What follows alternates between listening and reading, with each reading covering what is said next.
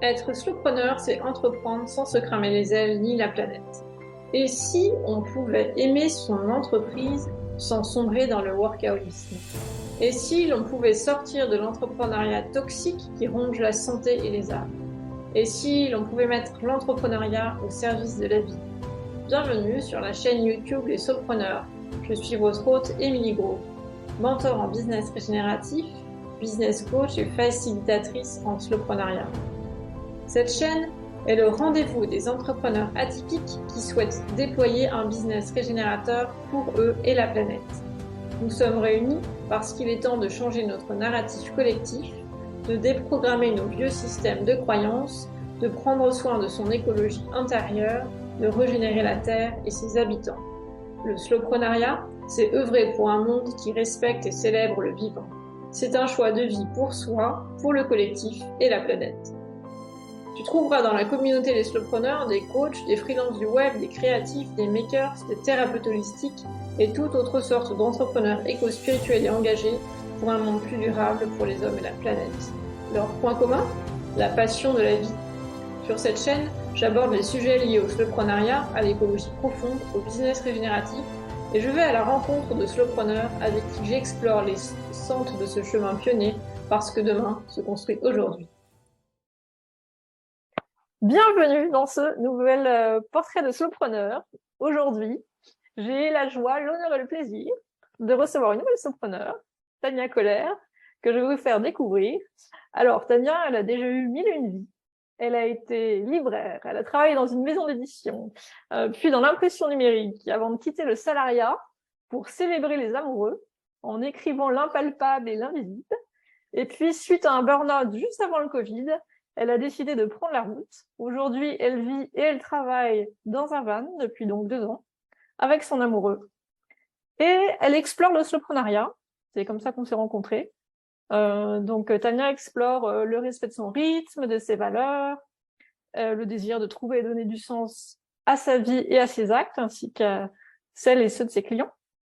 Donc, j'ai le plaisir d'avoir rencontré Tania dans le cadre de la communauté Les Slowpreneurs dans le groupe Facebook. Et puis récemment, donc, tu as rejoint Mycelium, notre nouveau réseau entre slowpreneurs en dehors de Meta et compagnie. Et en apprenant à se connaître, on a découvert qu'on avait un point commun en dehors du slowpreneuriat.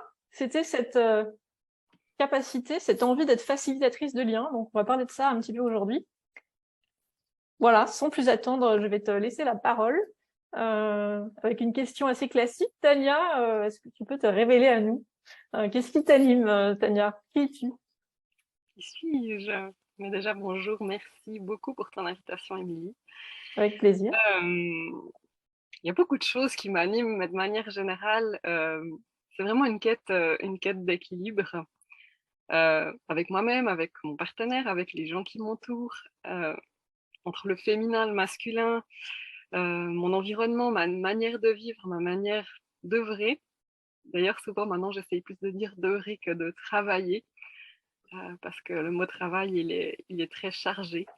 Euh, ce qui m'anime aussi, c'est de créer des nouvelles choses et d'explorer des voies inconnues ou des voies peu empruntées. Euh, je peux pas dire que je serai la première à vivre en van, hein, c'est pas vrai du tout. Et c'est loin d'être une voie inconnue en ce moment, donc voilà, mais on va essayer d'explorer d'autres voies, on va dire ça comme ça. Tu es une aventurière. D'une certaine manière, ouais. Après, c'est aussi un mot, c'est un grand mot aventurière, moi je trouve. Donc j'essaye aussi de rester humble parce que quand on dit t'es une aventurière, moi je vois des nanas comme, je sais pas, Sarah Marquis qui vont marcher 6 mois dans le désert australien. Moi je fais pas ça. Tu fais pas ça, mais j'ai découvert que tu marchais comme un funambule sur des fils, Ouais, avec un sport dont je ne connaissais même pas le nom, quoi, la slackline ou... oui, ouais, oui j'aime bien la slackline, c'est vrai. C'est un truc qui, après, là encore, tu vois, il y a la slackline et la highline. La highline, c'est des gars qui marchent au-dessus des falaises. Moi, je reste toujours très près du sol. Mais ouais, je trouve que c'est ouais, un sport, une activité qui permet de se centrer. En fait, si on n'est pas pleinement présent et centré, on tombe, en fait. C'est très intéressant ouais, pour savoir si on est là ou pas. Donc On cette doit- recherche d'équilibre, elle est aussi physique dans tes Ouais, activités. oui. Ouais, puis pour moi, le physique et le mental sont des choses qui sont toujours intimement liées, hein. Le corps ne va pas sans, on peut pas être qu'un corps et on peut pas être qu'une tête, en fait. Ouais, c'est cette recherche d'équilibre aussi entre être assez en mouvement euh, ou être trop dans sa tête. Enfin, c'est comme dans les activités qu'on a, dans notre travail. Quand on fait des trucs où on est tout le temps devant l'ordinateur, normalement c'est pas très sain, quoi. On n'est pas forcément très bien, et c'est parce qu'on manque de mouvement. Et ça, je le sens et je le vois, et j'ai pu l'expérimenter. Donc, c'est aussi essayer de trouver un équilibre en ayant une activité qui peut être particulièrement devant l'écran, mais tout en n'oubliant pas le mouvement, quoi. Alors, c'est intéressant que tu dis ça parce qu'hier, j'ai fait un atelier avec une autre communauté et on a pris un temps pour danser tous ensemble. Et ça m'a fait un bien fou. Parce que je fais ça tout seul dans mon coin parfois des lives ou avant des ateliers, mais je le fais pas en groupe devant les autres. Et je me suis dit, ah, c'est quelque chose qu'il faut qu'on explore un peu plus. C'est pas toujours facile, mais si on est dans un groupe avec qui on a confiance, ça va. Ouais, ouais, c'est sympa. C'est quelque chose que j'ai aussi déjà fait quelques fois. C'est vrai que les premières fois, t'es un peu là, mais on est devant notre ordinateur, on va tous danser, c'est un peu bizarre. Et selon l'ambiance, en tout cas, du groupe ou l'énergie qu'il y a, ouais, ça peut être un moment sympa qui libère. Et on dit que le mouvement, voilà, le mouvement permet de libérer ce qui est en trop, ce qui n'a pas à être là, et ça permet aussi de revenir à un essentiel. Euh, Parlant d'essentiel, donc quand on vit dans un van comme ça, on a intérêt à avoir l'essentiel avec soi. Oui. Est-ce que tu veux nous parler de ça Ouais, avant de parler de ton entreprise, parce que bien sûr on va y venir, mais donc tu as la particularité quand même de travailler dans, je sais pas quelle surface, ça a pas l'air très grand. Ouais, moi-même, je sais pas, je crois que si on mesure toutes avec la cabine, je sais pas, ça doit faire maximum 12 mètres carrés, mais c'est pas 12 mètres carrés habitables. Ok, donc 12 mètres carrés. J'ai vécu dans une chambre de 12 mètres carrés quand j'étais étudiante. Bon, grâce à un ordinateur, ça va, on peut tout faire. Mais est-ce qu'il y a des choses que tu as changées du coup dans ta manière de travailler? Dans ma manière de travailler,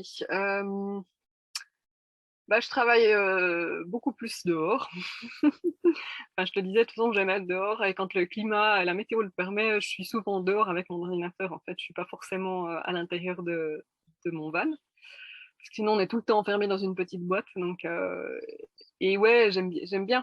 Du coup, bah oui, je suis devant l'ordinateur, mais au moins, j'ai tout l'environnement naturel qui est autour de moi et je trouve ça chouette quand on est dans un endroit calme où on se sent bien, c'est très agréable.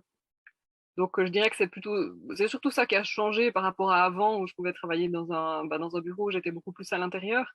Après, évidemment, cette vie-là, on a fait aussi en sorte de se retrouver le plus possible dans des régions, on va dire, tempérées, hein, parce que l'hiver, on a dû rester en Europe pour diverses raisons. Donc, même dans le sud de l'Europe, l'hiver, il fait quand même pas toujours hyper chaud. Mais ça fait qu'on a pu être beaucoup dehors, ce qui serait pas le cas si on était dans un pays nordique ou même le pays dont je viens. Enfin, moi, je viens de Suisse. Bah voilà, je suis bien consciente que je vais pas être en janvier dehors avec mon ordinateur. Mais là, je vois que c'est bras nu, alors que moi, je suis avec mon petit pull en laine, tu vois, donc je me dis, ouh, c'est Oui, pas le même, ouais. pas le même climat. Donc, tu es en Espagne, là, en ce moment. Là, je suis en Espagne et il fait encore chaud. Là, on a une semaine incroyable où ils annoncent 25 degrés. Enfin, c'est mi-octobre, c'est un truc de fou. Mais voilà. Ouais. J'ai dit en introduction que tu avais déjà eu 1001 vies.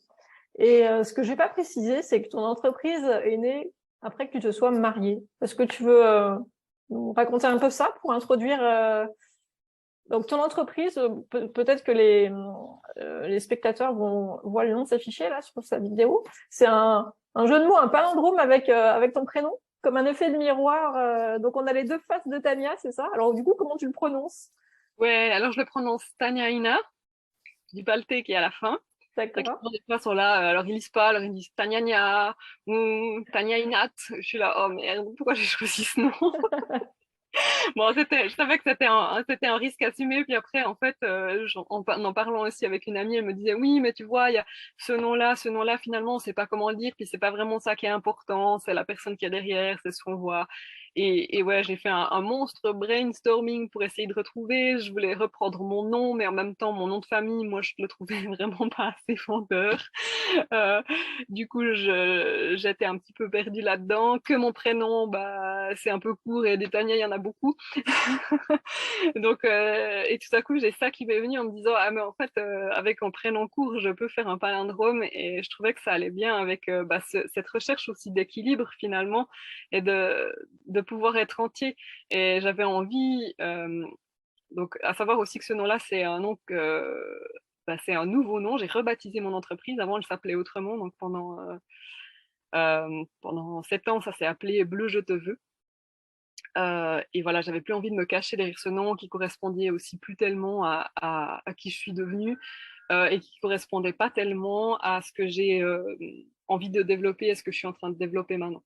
Et voilà, du coup, je suis venue à un nom qu'on peut lire dans les deux sens, qui représente l'entier, donc mon entier, parce que j'ai envie de travailler avec mon entier, avec mes différentes facettes, avec ce que j'ai appris jusqu'ici et ce que j'apprends encore. Et aussi parce que j'ai envie de mener les gens en fait à être entiers aussi. Ce que je trouve intéressant, c'est que d'un côté, ça montre que tu aimes jouer avec les mots et c'est quelque chose que tu fais dans ton métier.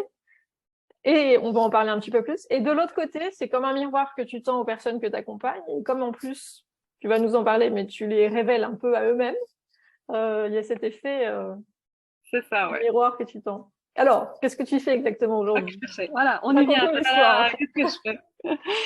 Alors, à la base, je suis ce qu'on appelle une officiante ou une célébrante de cérémonie de mariage laïque.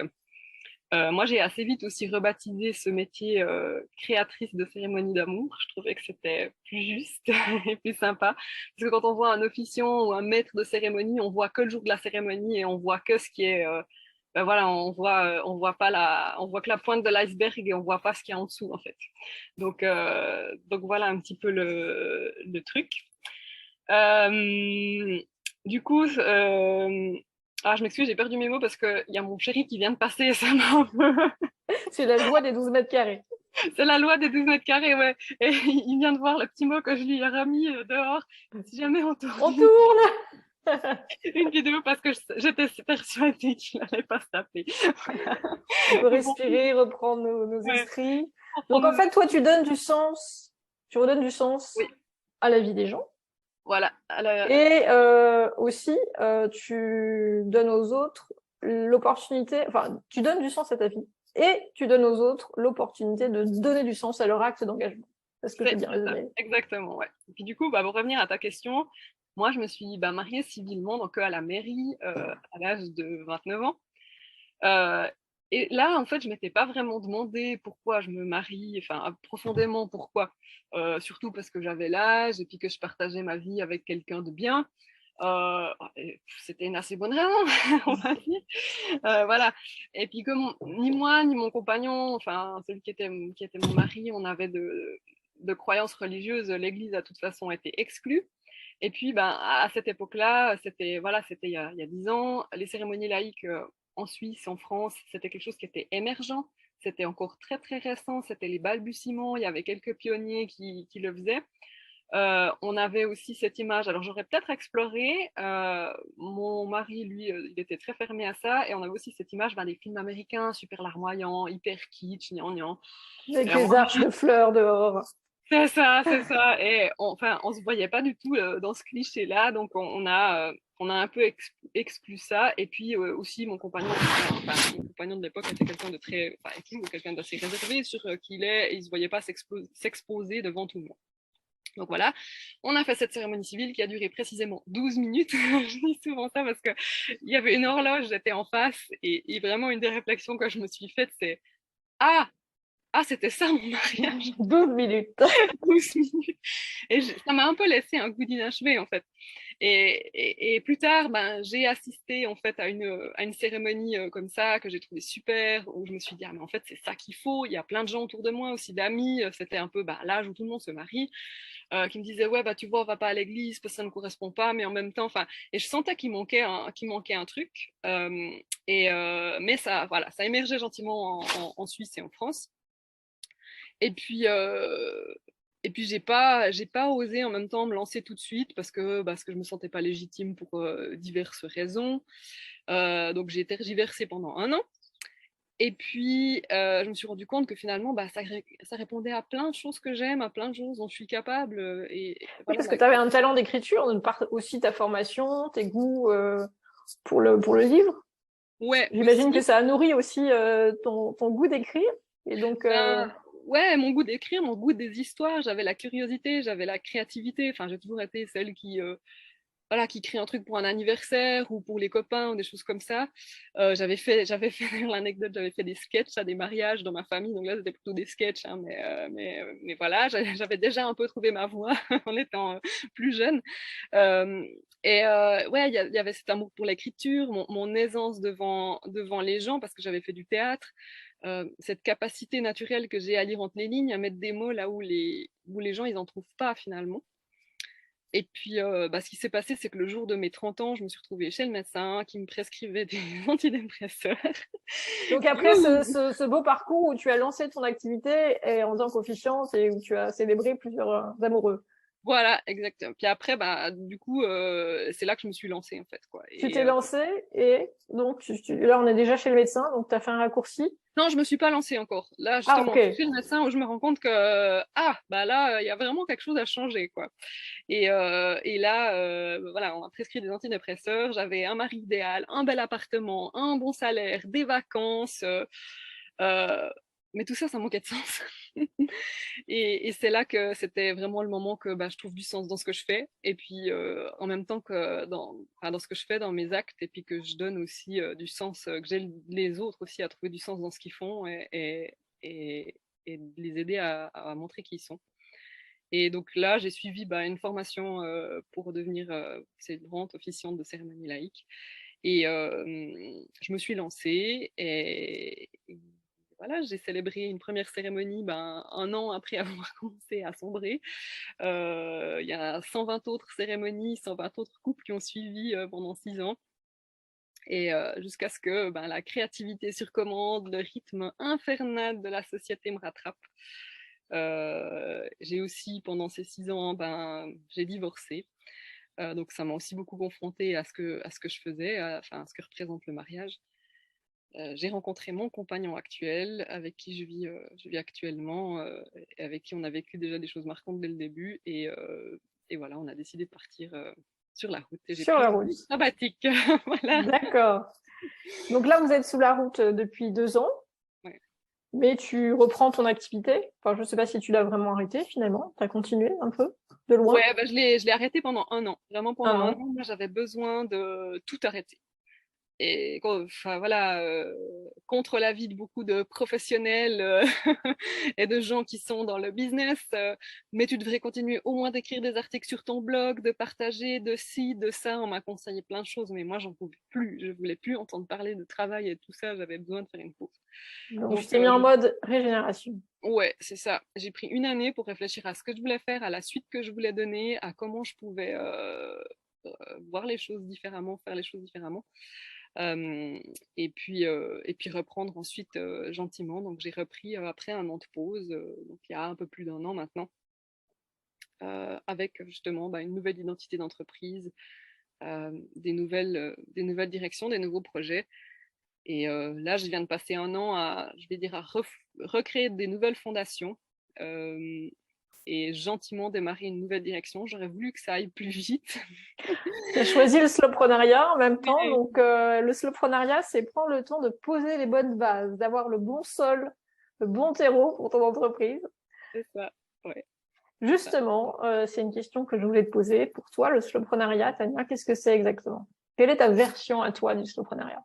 La version du slowprenariat. Alors, Comment tu pour moi, l'envisages? ouais, comment je l'envisage? Pour moi, c'est vraiment pouvoir œuvrer en respectant son rythme naturel, en respectant son flow, ses valeurs. Euh, c'est pouvoir être sincère, entier dans sa pratique et communiquer aussi en restant soi-même.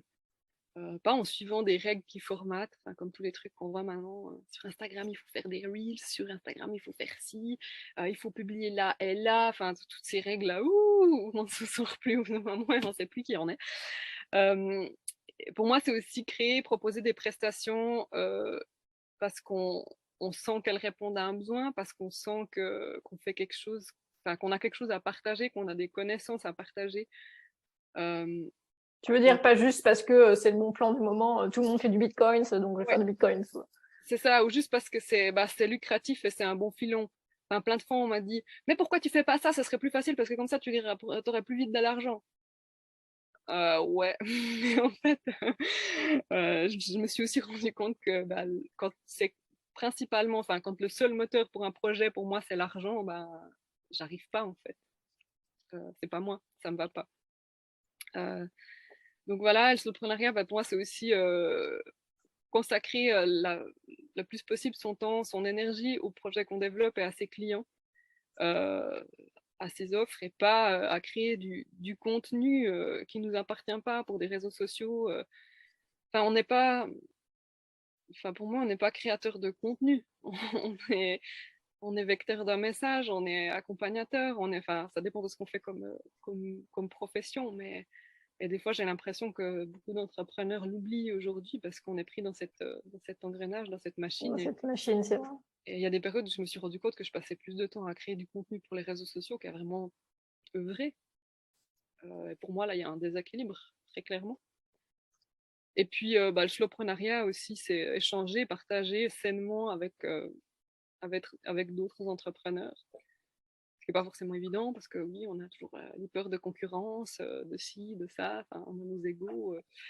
Mais ouais. En fait, j'ai écrit un truc là-dessus récemment, du coup ça m'a permis de poser des idées. C'est que finalement, on nous a fait croire depuis l'école que la grande loi de l'évolution, c'était la loi du plus fort et la loi de la concurrence. On nous a vraiment basé là-dessus.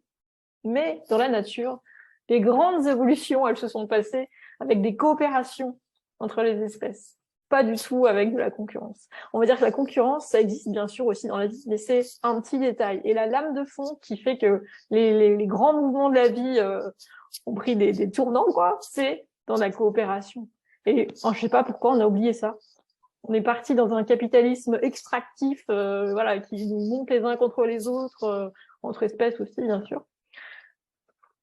Ouais, il y a plein de choses, enfin, il y a plein de choses qui l'expliquent. Après, Mais pas toute la théorie. ce permis de nuire, j'allais dire, du capitalisme, là, il atteint son échéance, là. On est de plus en plus nombreux. Alors, c'est plus facile chez les solopreneurs et les freelances parce qu'on est plus agile que les grosses entreprises, mais c'est en train d'évoluer. Mhm. Les grosses entreprises, elles décident des choses, 5 ans, ça met 5 ans pour se diffuser, tu vois. L'avantage quand on est solopreneur ou freelance, c'est que voilà, on peut prendre une décision demain, et puis changer son fonctionnement, ses offres. Parfois, ça met plus de temps parce qu'il y a une transformation intérieure, mais quand même, on peut prendre des décisions et les appliquer tout de suite, quoi. Donc, on a un rôle à jouer. C'est ça, ouais, je pense, ouais, effectivement. On a un rôle à jouer ouais, de montrer, enfin, non, j'aime pas dire ça comme ça, pas montrer l'exemple, mais ouais, euh, de poser acte sur ce qu'on souhaite et de pas juste être dans le discours, en fait. C'est quoi, toi, ton rêve pour le monde, alors? La version du monde rêvé de Tania. Ah, moi j'ai une version, une belle version bisounours. Mais on a tous, notre version rêvée, elle est tous bisounours, hein. Donc, vas-y, parce que c'est celle-là qui nous émeut et qui nous fait avancer, en fait. Mhm. Ouais, moi c'est vrai que je rêve d'un monde plus équilibré où tout le monde pourrait avoir assez pour voilà, pour les choses dont on a vraiment besoin finalement, parce qu'on n'a pas besoin de toutes ces choses qu'on a tous, qu'on puisse avoir assez pour déjà avoir l'essentiel et être paisible avec ça. Et enfin, si on mettait ensemble toutes les richesses du monde et toutes les richesses de chacun, on se rendrait compte qu'il y a bien assez pour tout le monde en fait. Donc voilà, moi je rêve un petit peu de ça, qu'il y ait un meilleur équilibre, qu'il y ait une meilleure répartition des richesses, des biens, de tout. Et je pense que ça créerait beaucoup plus d'harmonie et de paix. Et ouais, je rêve aussi qu'on puisse tous être qui on est.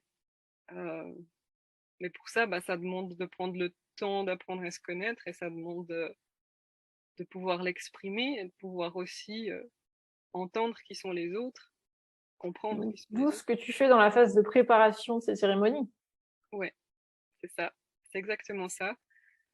C'est vrai que des fois, bah, après ça dépend, moi j'ai été assez vite, j'ai été très claire sur ce que je faisais, c'est que si un couple il vient chez moi juste parce qu'il veut un joli truc dans un jardin, bah, je serais peut-être pas la personne pour les accompagner parce que moi j'ai envie de savoir qui ils sont et de les mener à se questionner sur qui ils sont, sur ce qu'ils veulent, sur leurs valeurs.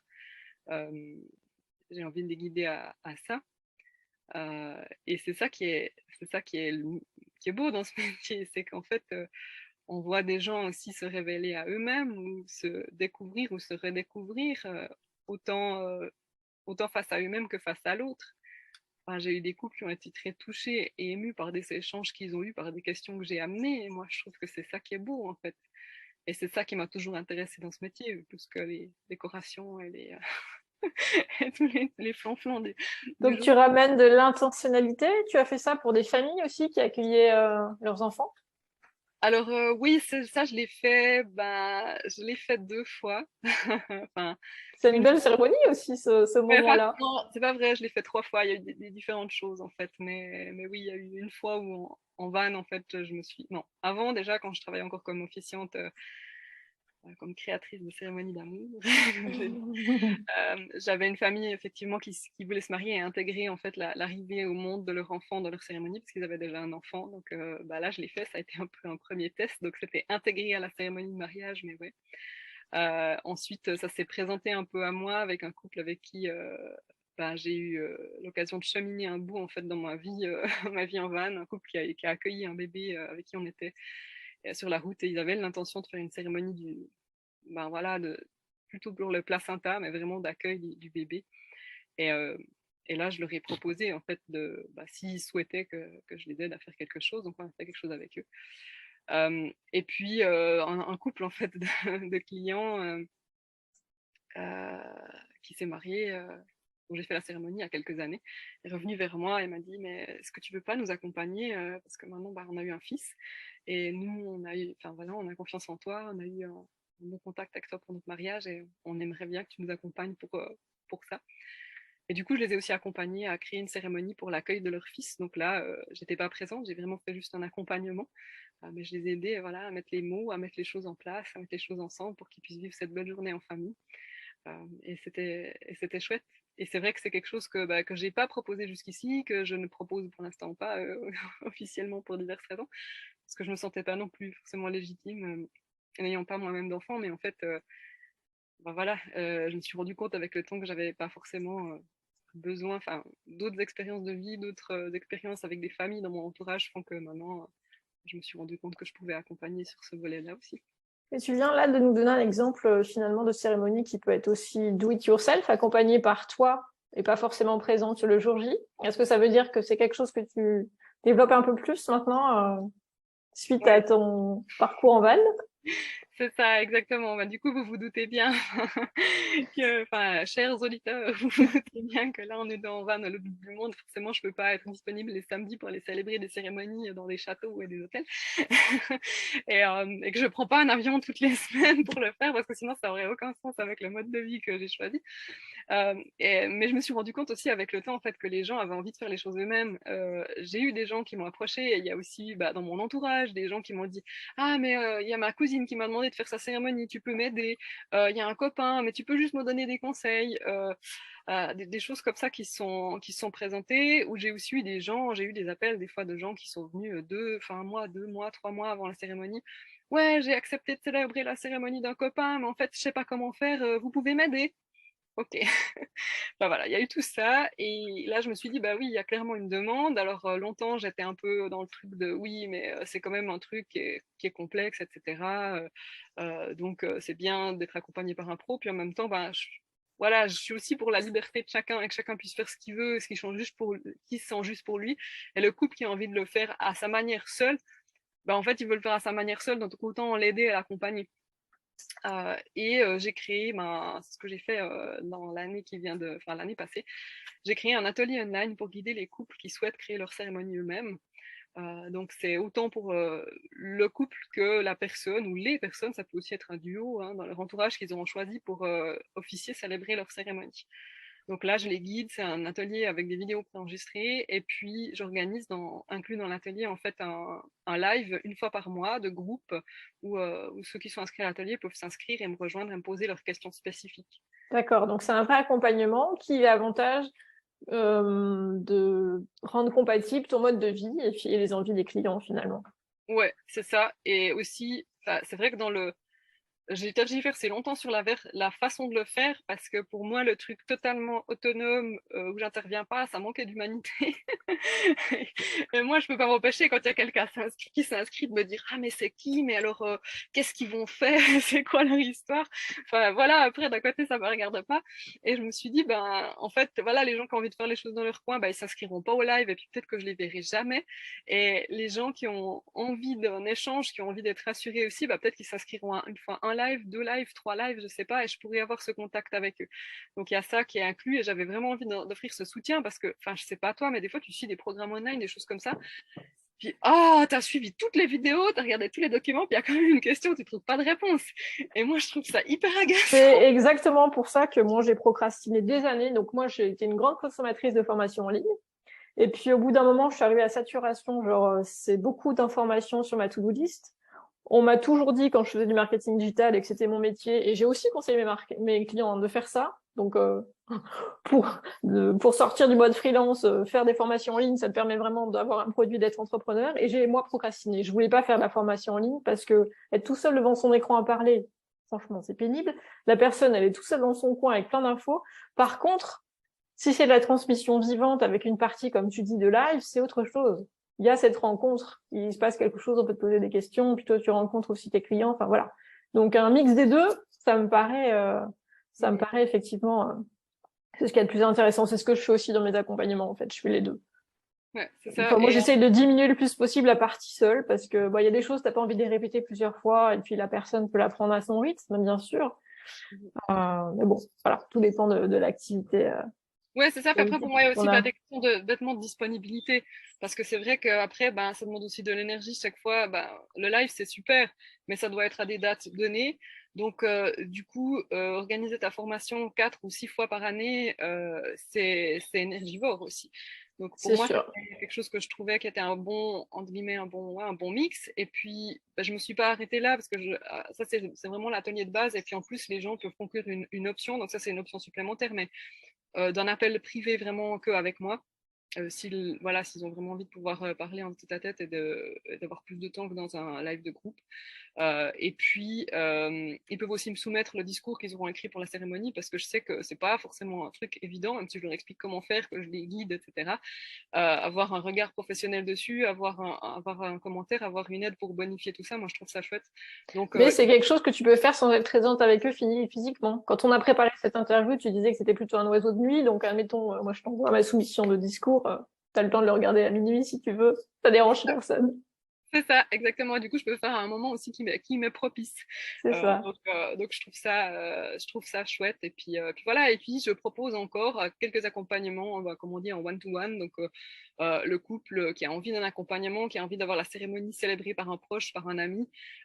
Mais, bah, faut pas se leurrer. Enfin, moi, je le dis, moi, j'ai pas envie de mentir aux gens. Créer une cérémonie, que ce soit l'ami qui l'écrive, qui la prépare, que ce soit fait par le couple, ça va prendre du temps quand même, hein, quoi qu'on fasse. Et il y a des gens qui se sentent pas forcément les épaules pour faire ça, mais qui ont quand même envie de vivre ce moment avec leurs proches. Donc du coup, je propose un accompagnement en one-to-one où je construis la cérémonie avec le couple, où je vais écrire tout le speech de la cérémonie. Par contre, ce sera destiné à être dirigé par un de leurs proches.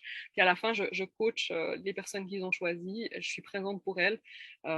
Et puis la cérémonie est menée par un de leurs proches. Et je trouvais que c'était un bon... Donc, ouais. en fait, t'es un petit peu coach pour facilitatrice de moments précieux. C'est ce que tu dis aussi. Je Ouais, trouve ça d'instants précieux. Je trouve ça très, très beau parce qu'en ouais. fait, dans la slow life aussi, on cultive ça, ces instants précieux. Mhm. C'est ça, ouais. Je dis des fois, ben, là, maintenant, quand je dois me définir, c'est difficile toujours de se définir exactement. Ouais, je dis que je suis facilitatrice et créatrice d'instants précieux parce que parce que finalement, c'est ça. Et quand je dis un temps précieux, c'est pas forcément que dans le cas d'une cérémonie de mariage, c'est pas forcément que le jour du mariage.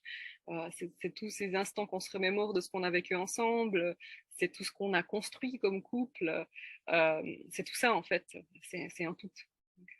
Alors, je voulais te poser une question, parce que, en fait, on a découvert en préparant l'interview et en se rencontrant qu'on a pas mal de points communs, dont une ligne 2-4 dans notre Human Design, pour ceux qui connaissent. Donc, ça veut dire qu'on a à la fois besoin de calme, je schématise, hein, à la fois besoin de calme et de moments de ressourcement et de communauté. Donc, le lien, la communauté, on a vu avec ce que tu fais. Et la partie silence, calme, comment ça s'exprime, quel rôle ça joue dans ta vie de slowpreneur? Ouais, c'est rigolo. Je dis souvent que le silence, c'est un de mes meilleurs amis. D'ailleurs, j'ai même écrit, tu me poses aussi cette question parce que tu as lu l'article, j'ai écrit un article sur mon blog à ce sujet. Hein. Mais c'est vrai que j'ai une personnalité avec deux facettes opposées. J'ai ce côté où j'aime découvrir qui sont les gens, j'aime les interactions avec eux, j'aime ces moments d'échange et j'en ai besoin, clairement. Et en même temps, j'aime observer. J'aime observer les autres, j'aime observer la vie, j'aime observer ce qui m'entoure. J'ai aussi et j'ai besoin des gens, des interactions pour m'inspirer, mais une fois que je suis inspirée et que j'ai les idées, les choses qui me viennent, ben là, j'ai besoin de me retrouver. De rentrer dans ta caverne, le mode Ouais, grotte top. c'est ça. Et je m'inspire de ce qui est à l'extérieur de moi pour pouvoir ensuite sortir ce qui vient de l'intérieur de moi. Et là, c'est vraiment le calme, le silence qui me l'apporte. C'est comme ça que je crée, que je suis la plus efficace. J'ai vraiment pu le tester. C'est là que j'arrive à mettre de l'ordre, à structurer mes idées, que l'inspiration pour donner vie concrètement à mes idées, elle vient, parce que je peux avoir plein d'idées, mais les structurer, les mettre en place, faire en sorte que voilà, qu'il y a un atelier qui naisse, ben ça se crée pas dans l'agitation pour moi. Et c'est comme ça que je crée le mieux. C'est aussi comme ça que je me régénère. Pour moi, il n'y a rien de plus destructeur que de devoir être constamment dans le bruit et l'agitation. C'est quelque chose qui m'épuise en fait et qui me bouffe mon énergie. Donc, voilà, on te disait, t'es un oiseau de nuit, je travaille souvent le soir, quand il y a tout qui s'apaise et tout qui devient silencieux. La vie repose et j'ai enfin le champ libre, on va dire ça comme ça. Et c'est vrai que les projets qui me demandent le plus de concentration et d'attention, je les ai souvent créés entre 8h et minuit. Après, je travaille pas tous les soirs de 8h à minuit, mais ça m'arrive. Et le fait d'être sur la route, est-ce que vous avez choisi des endroits plutôt dans la nature ou vous avez été près des villes par rapport à cette notion de bruit, justement? Parce que moi aussi, je suis sensible à ça. Encore une fois, c'est un de nos points communs. En préparant cet échange, on a parlé d'hyperesthésie aussi, parce que toutes les deux, on est très sensibles au son autour de nous, lumière aussi, odeur. En général, on a le package. Hein. Et pour moi, c'était une libération de quitter la ville, justement, parce que hors de la ville, il y a quand même du calme. Alors, il y a toujours le bruit de la nature, mais ça reste quand même assez agréable. Du coup, est-ce que dans votre vie en van, vous avez aussi choisi cette vie-là pour sortir de la nature? Ouais, c'était aussi. Pas sortir de la nature, sortir de la ville, pardon. Oui, la ville pour aller dans la nature. Ouais, c'était aussi une des raisons, effectivement. C'était pouvoir être plus vraiment dans la nature, euh, voilà, dans un milieu le plus naturel possible, on va dire ça comme ça. Euh, donc voilà, après, ça aussi, il y a des jours où ça a été facile, où on a pu le faire, il y a des jours où pas. Vivre en van, c'est aussi se retrouver des fois sur des lieux qui sont des lieux publics. Donc, il y a n'importe qui peut arriver et installer son pique-nique à côté. Hein. Donc, on se dit, ah, on a trouvé un bel endroit calme, mais en fait, c'est pas le cas. Donc, c'est aussi jongler avec ça, ouais, ça c'est clair. Du coup, mais oui, cette recherche d'un calme, d'un silence, et les bruits de la nature, tu parlais des bruits de la nature, c'est pas la même chose que les bruits de la ville, quoi. Oui, non, ça c'est sûr. J'ai l'habitude de raconter cette anecdote. C'est pas une anecdote, c'est historique, mais pendant 500 000 générations, en fait, on a vécu en connexion avec la nature et notre système nerveux, il a été façonné par ça. Et aujourd'hui, pauvre, quoi. On le met dans des situations de bruit, de surinformation, c'est terrible, en fait. Et il y a des gens qui peuvent pas dormir sans le bruit de fond de la ville, qui vraiment à la campagne sont un peu perdus. Pendant quelques années, j'ai eu une maison d'hôte à la campagne. Ils étaient étonnés du calme qu'il y avait, mais moi j'ai besoin vraiment de ça. Et je sais pas comment les gens font pour dormir. J'ai dormi longtemps avant de quitter la ville. J'ai habité près d'une voie ferrée le long de la voie ferrée, en fait, avec des trains de marchandises qui passaient la nuit à minuit moins le quart.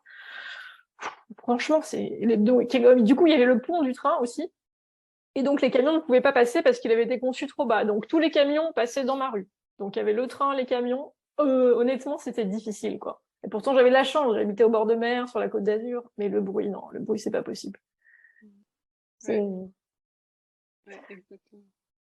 Et du coup, j'avais une question qui était liée à ça. Est-ce que donc on vit donc dans une vie hyper connectée à la machine.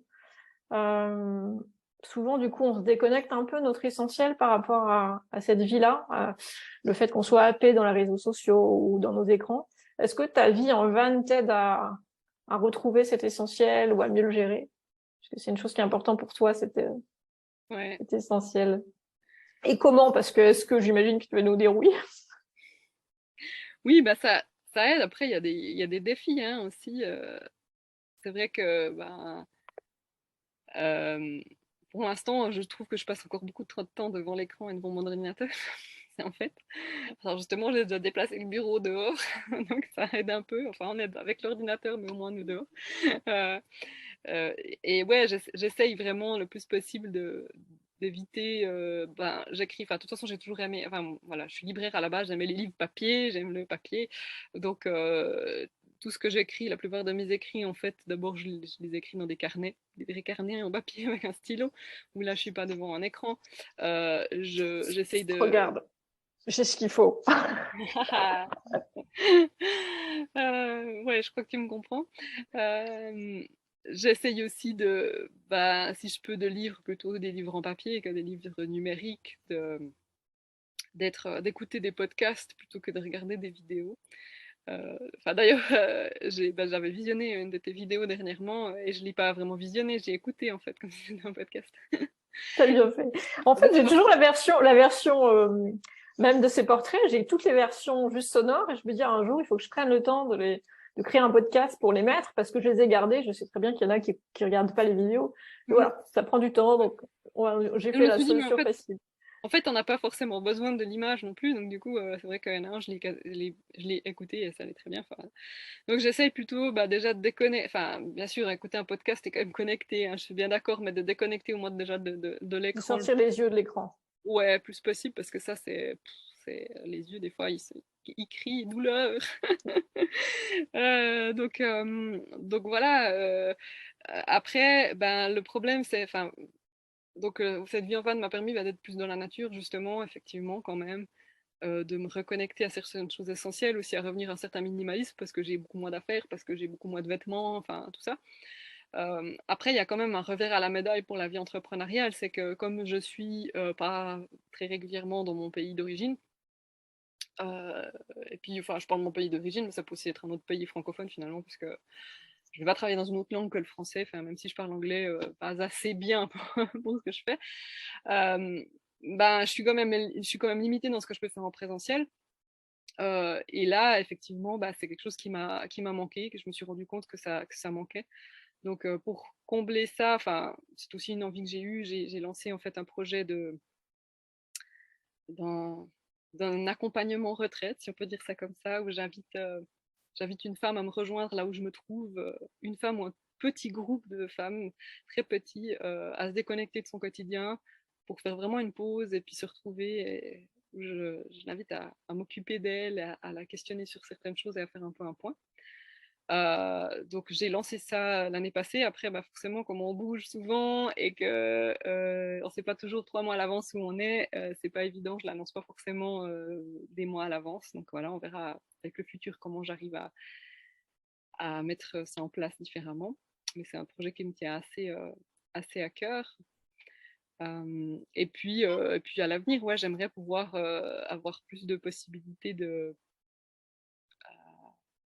faire des choses en présentiel, donc que ce soit, voilà, que ce soit dans mon pays ou en France, ou alors là actuellement on est en Espagne avec un projet de se poser un peu, donc d'être toujours en van mais plus posé, donc on verra ce que ça donne et il y a des possibilités, des choses qui se présentent, mais un de mes souhaits c'est de trouver un équilibre un peu plus entre le en ligne et le présentiel. Écoute, c'est un souhait que j'ai aussi. Moi, mon rêve, c'est de pouvoir organiser des retraites entre slowpreneurs et que je n'animerai pas toute seule. Donc, peut-être qu'en rejoignant les forces, on pourra créer des retraites avec plein de facettes. Bon, il faut trouver le lieu, il y a plein de conditions logistiques. Mais je crois qu'on aspire tous à faire des choses en dehors des écrans. Donc,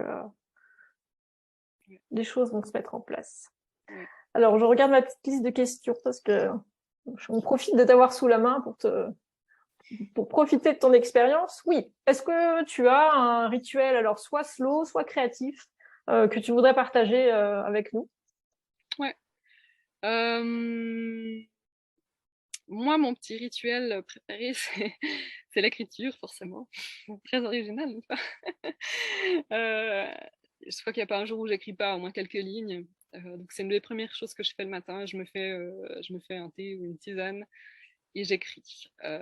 Donc ça peut être plein de choses, hein. Ça peut être mes pensées, des trucs qui me trottent de la tête, ou je me vide la tête, ou des réflexions, ou une inspiration, un texte qui m'est venu, un questionnement. Moi, je trouve que ça fait beaucoup de bien. L'écrit, c'est vraiment. Enfin, pour moi, l'écrit, c'est. Ouais, c'est un outil hyper important et qui peut nous apporter beaucoup, je trouve. Donc voilà, c'est l'écriture en buvant tranquillement un thé ou une tisane, et c'est un luxe que je peux vraiment m'offrir maintenant, de pas avoir un réveil qui sonne à 7 heures et devoir sauter dans un train ou dans ma voiture à 7h30. Donc là, ouais, je me prends ce temps-là. Ok. Et autre question, est-ce que tu pourrais partager avec nous ce que tu as appris en 2022 et qui va te servir pour toi et ton entreprise en 2023? Ou si je reformule la question, si tu veux pas répondre à celle-là, est-ce que tu voudrais dire rétrospectivement quelque chose à la Tania de 2022? Bon, c'est la même question en fait, mais celle de janvier 2022. Ouais, ouais, j'ai envie de dire plein de choses, mais non, j'ai envie de dire que ben, déjà chaque chose se met en place quand c'est le bon moment. Euh, qu'on est dans un monde où tout doit aller vite et se faire vite, et du coup c'est difficile de rester dans quelque chose de naturel, mais qu'on peut rester enfin je peux rester confiante dans le processus de la vie. Me rappeler aussi que tout ce que je fais avec la motivation première de gagner de l'argent, c'est pas le bon moteur, pour moi en tout cas. Je Euh, crois que c'est pour beaucoup de gens. Enfin, en tout cas, c'est des slowpreneurs qui nous écoutent ou des personnes intéressées par le slowpreneuriat, donc je pense que ça va résonner avec eux. c'est ça, ouais. Et mon moteur, c'est vraiment le plaisir de créer, d'apporter quelque chose dans la vie des gens. Euh, c'est vraiment ce dont j'ai à me rappeler, à rester consciente. C'est aussi, ben, j'ai aussi appris qu'avoir un réseau dans lequel on peut échanger avec des personnes à qui on partage des valeurs, c'est vraiment un élément qui est essentiel à mon équilibre. J'ai pu le voir. Alors voilà, il y a les solopreneurs, des choses qui sont en train de se mettre en place. J'ai vu aussi d'autres échanges dans le cadre d'un autre groupe et je me suis rendu compte que ça m'apportait beaucoup.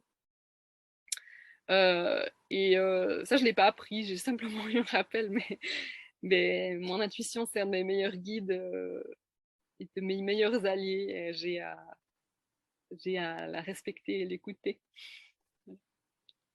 Ok, merci. Est-ce que, euh, est-ce que tu veux donner un conseil enfin, t'en as donné plein parce que, en fait, ce que tu te conseilles à toi-même est valable pour tous ceux qui nous écoutent, mais est-ce qu'il y a un autre conseil que tu voudrais donner pour conclure Ouais, aux gens, voilà, aux futurs, aux cheminons slowpreneurs? ouais. Ouais, moi j'aurais envie de dire bah, vraiment à chacun de se questionner sur ce qui est le plus important pour lui, pour elle dans sa vie, de se demander quelles sont ses valeurs que la personne n'est absolument pas prête à piétiner, c'est comme ça. De régulièrement se poser des questions pour voir bah, si on est toujours en adéquation avec ses valeurs euh, et agir en accord avec ses réponses. À chaque action, se demander si c'est OK pour soi, si ça résonne, ou si c'est pour répondre à des peurs et des attentes.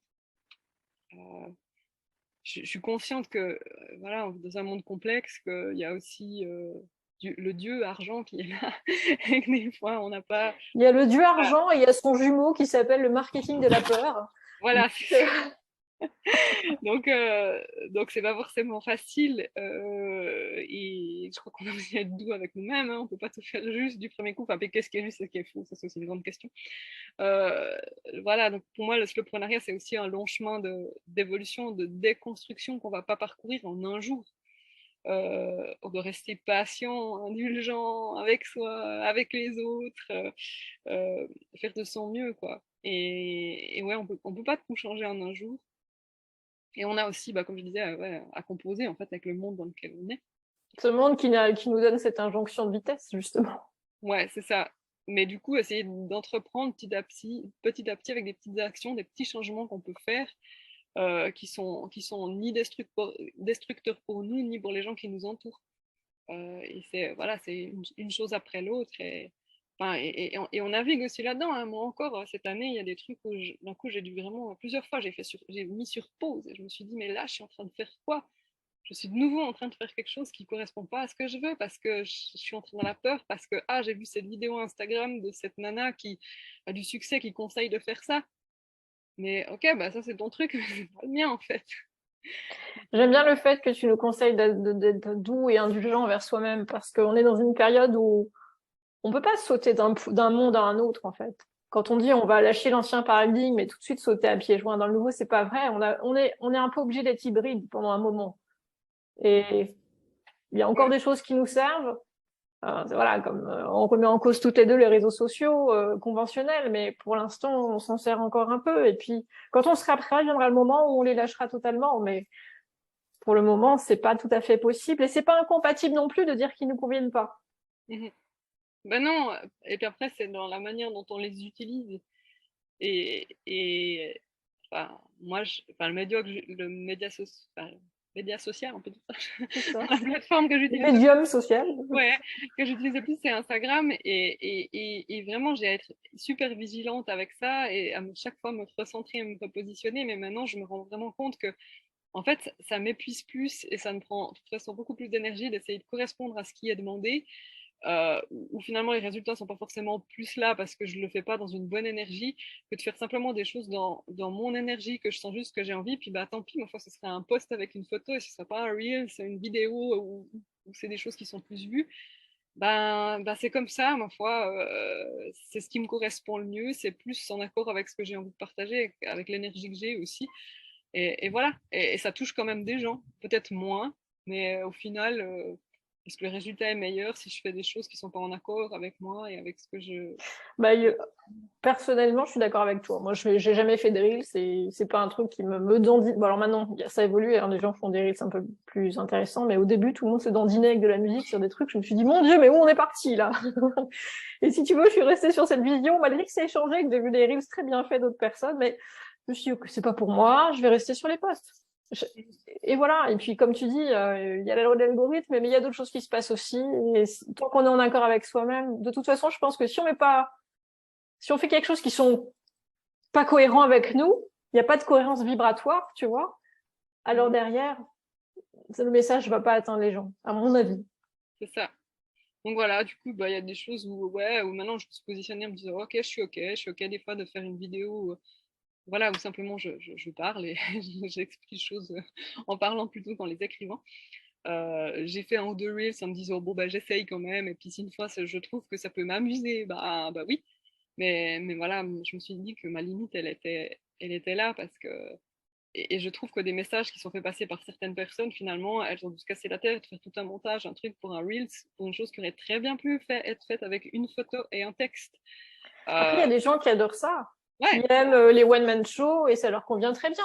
Tant que les personnes prennent du plaisir, je pense qu'il faut que chacun respecte le plaisir qu'il prend à faire les choses, parce qu'on nous a tellement dit le travail c'est dur, alors qu'en fait, on peut faire les choses avec facilité. Ah ouais. C'est Ouais. mieux quand même, non? C'est ça. Et si c'est amusant pour certains, qu'ils le fassent. Et enfin, voilà, que chacun fasse ce qui l'amuse finalement et ce qui l'anime. C'est Et ça. c'est comme ça qu'on est le mieux. On arrive à la fin des questions que j'avais pour toi. Ouais. Euh, Est-ce qu'il y en a une que tu souhaiterais me poser pour clôturer notre discussion et sinon, je vais parler d'autre chose. Je réserve. Moi, j'avais envie de te demander, en fait, si toi, tu es régulièrement tenté inconsciemment ou consciemment de revenir en fait à des pratiques avec lesquelles t'es pas aligné? Et si oui, pour quelles raisons? Alors oui, et c'est très en lien avec la discussion qu'on vient d'avoir là juste avant. C'est très lié aux réseaux sociaux en fait. C'est-à-dire que, par exemple, j'écoute pas les informations ni à la radio ni à la télé, mais par contre, je suis tentée d'aller avoir l'écho du monde des informations sur Twitter, tu vois. Et ou alors, je sais très bien comment fonctionnent les réseaux sociaux. Je sais très bien qu'il y a une sorte d'addiction provoquée par la libération de dopamine pour voir si tu as eu un petit like ou je sais pas quoi. Et malgré tout, je sais, il faudrait que je puisse calculer combien de fois par jour je vais regarder mes plateformes. C'est-à-dire que j'ai essayé de mettre des trucs pour les bloquer, pour pas pouvoir y aller. Puis c'est pas facile.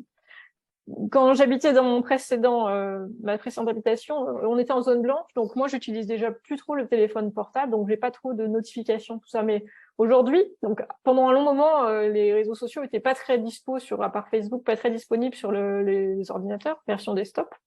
Maintenant, oui. Donc, si tu veux, il y a même plus la barrière de, bon, techniquement, ça marche pas. Donc, oui, malheureusement, même si je sais que c'est pas bon pour moi, même si je comprends très bien comment fonctionnent tous ces machins pour nous empêtrer dans le tunnel sans fin, il y a des moments où je retombe dedans.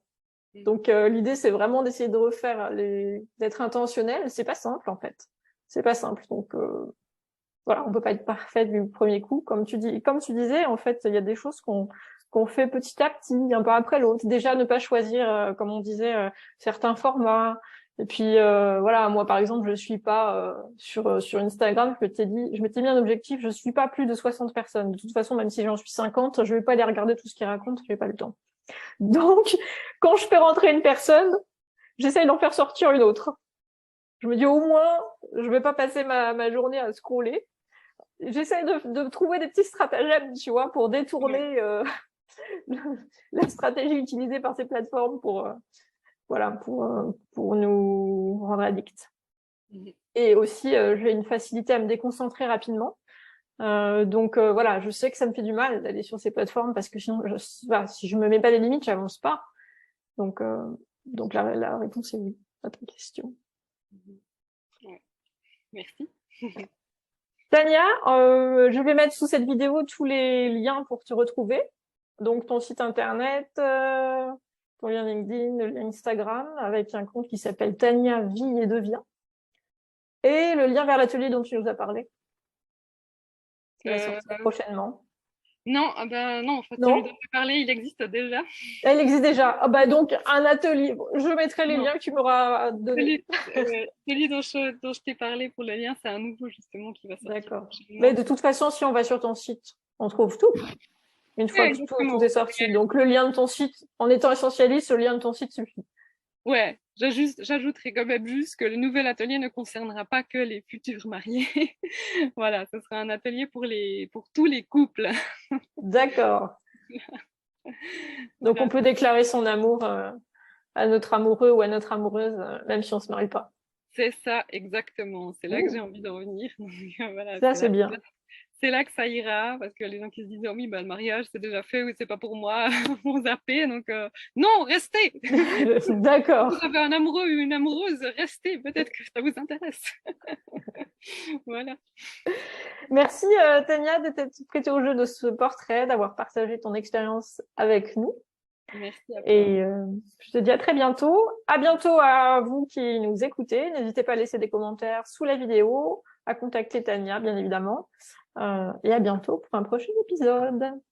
Merci, bye bye. Cet épisode t'a plu? N'hésite pas à nous mettre un like pour satisfaire les algorithmes et surtout faire découvrir le slowpreneuriat à tes potes entrepreneurs. Tu peux aussi nous rejoindre dans la communauté Facebook ou, désormais, sur Mycelium, le réseau des slowpreneurs en dehors des plateformes GAFA. À bientôt!